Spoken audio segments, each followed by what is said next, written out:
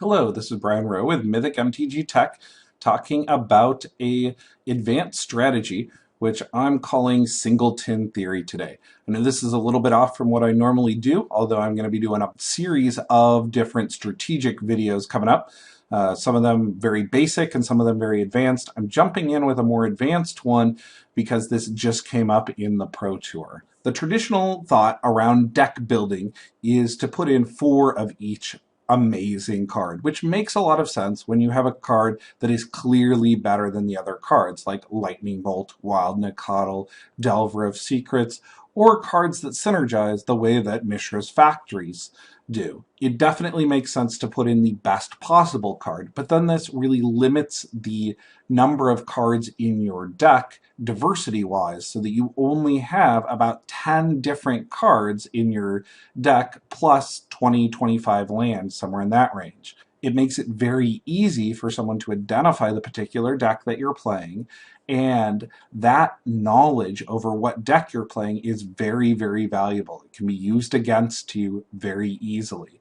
What I'm arguing here is something that comes from a little bit of me playing a lot of Vintage recently, which is that having a diversity of different, very powerful cards in your deck can make it more difficult for your opponent to figure out what you're playing and give you more options. Now, I know some of you guys are thinking, oh, wait, there's some decks out there that have singletons, such as Umezawa's Jite or Batterskull, but really those are just tutor packages. You've got 4 Stoneforge Mystics, so you really have 5 copies of each of these real powerful spells. I'm not talking about a traditional tutor package. I'm talking about something else.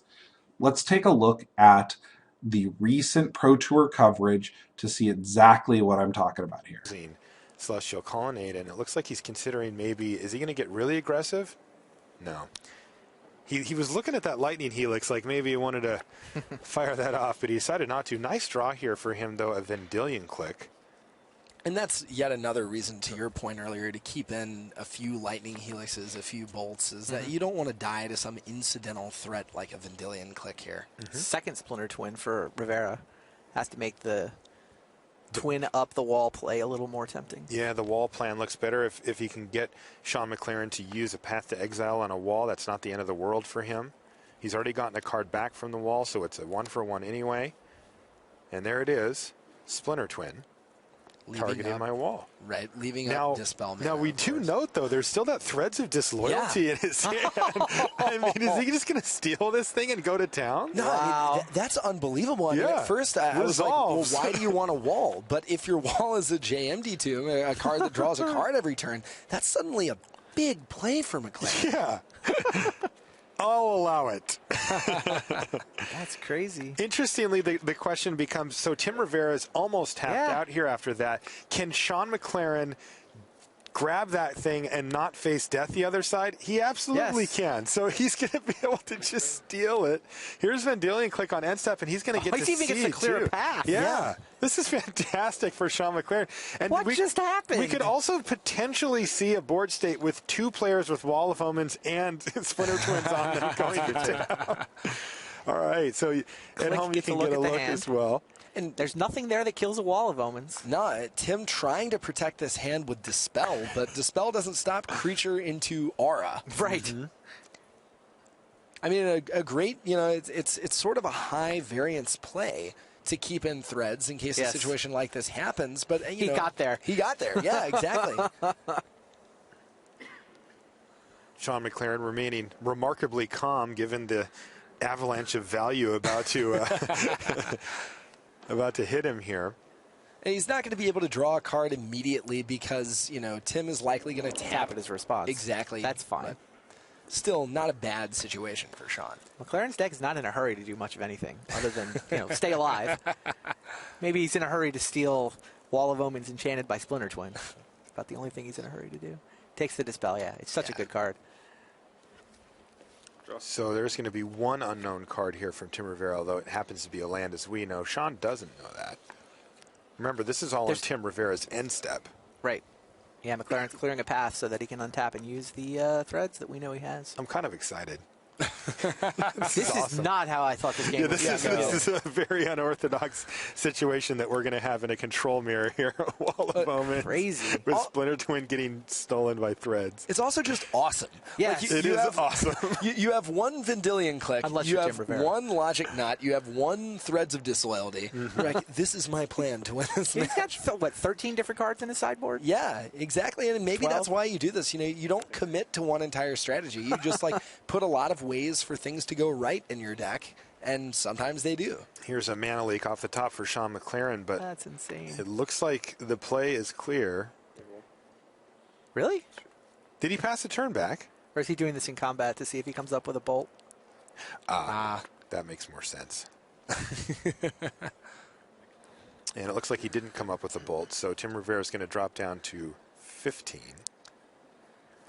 Very rarely do you see a deck just have complete aggressive and control advantage, but right now he's got 3-1 in the air unanswered, and he's about to have 2 cards a turn to Rivera's 1. And there it is, Threads of Disloyalty on your Wall of Omens.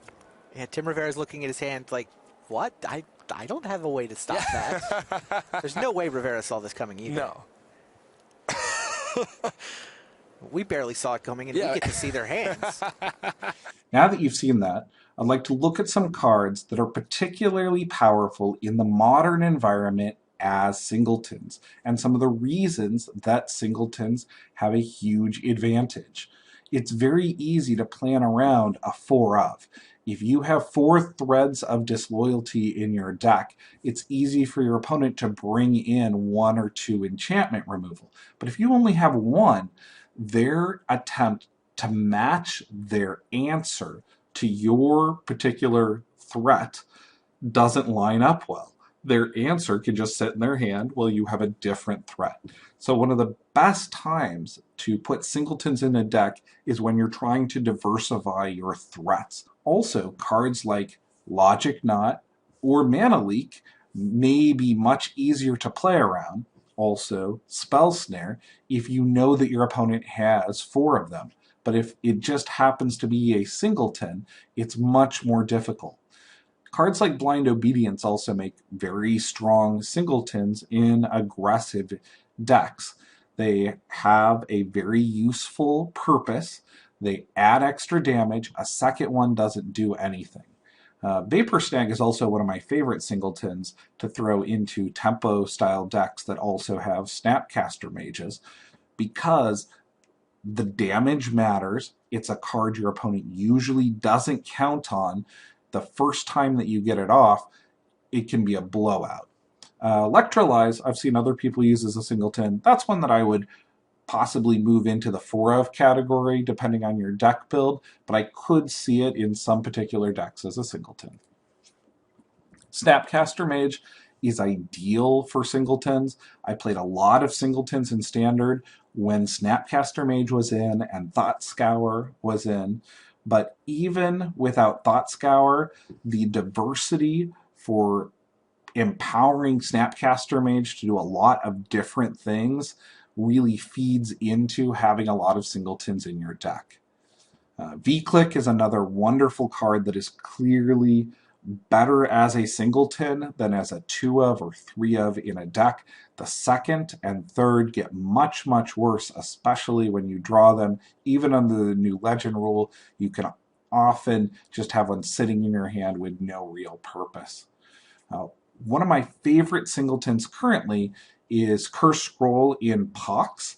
It's often the only artifact that I have in Pox, and it means that an opponent may side out their things like Abrupt Decays because they don't normally have targets, but having one of them in there means that they would have all of those answers for a single threat. The other reason that I really like artifacts in particular as singletons is that artifacts are so susceptible to hate. If someone doesn't see your artifact in game 1 or game 2, it can come out as a surprise in game 3 and catch them really unaware. The charms are also wonderful singletons. I've been very happy with Boros Charm, Izzet Charm, and Azorius Charm in Standard and even in Modern. as long as the charm really has two different sides that you're likely to use. Boros charm is really good right now with Anger of the Gods being used as much as it is because it gives your team indestructible. And if you're playing it in a really aggressive deck, the 4 damage to the face is extremely important. Azorius Charm's ability to cycle is very important, the same way that Izzet Charm can cycle. The lifelink in Azorius Charm is very important. I've seen it swing several different games where you're playing against other aggressive decks, and the Time Walk-ish ability where you take one of their creatures and put it back on top of their deck can often be really important in a tempo-style deck.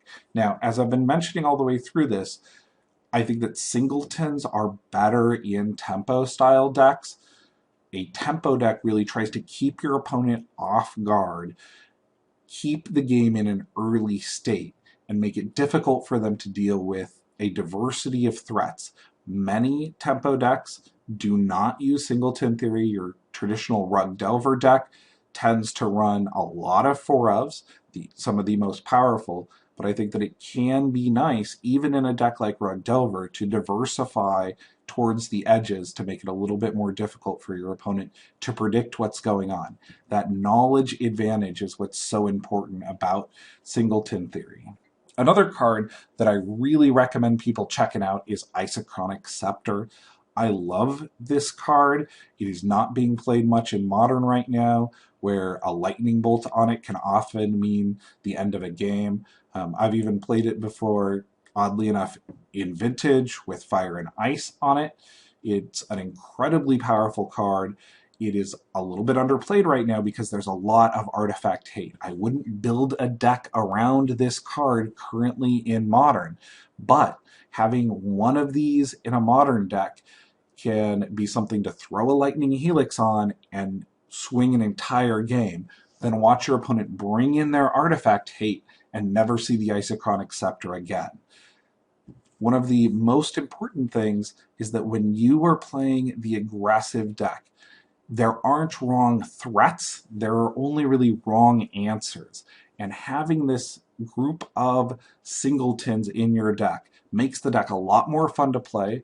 It diversifies it to where it's much more difficult to play against, and it gives you an advantage knowledge-wise. Thanks. This has been Brian Rowe with Mythic MTG Tech, looking at a new idea called Singleton Theory. I also want to say thank you to all of the sponsors that we've got out there. We've got 2 sponsors on Patreon at this point. Anyone else is definitely welcome. I would love to have a few more sponsors for the channel. If you happen to run a game store and are interested in sponsoring the channel, please drop me a line. I'm more than happy to talk about sponsorship opportunities.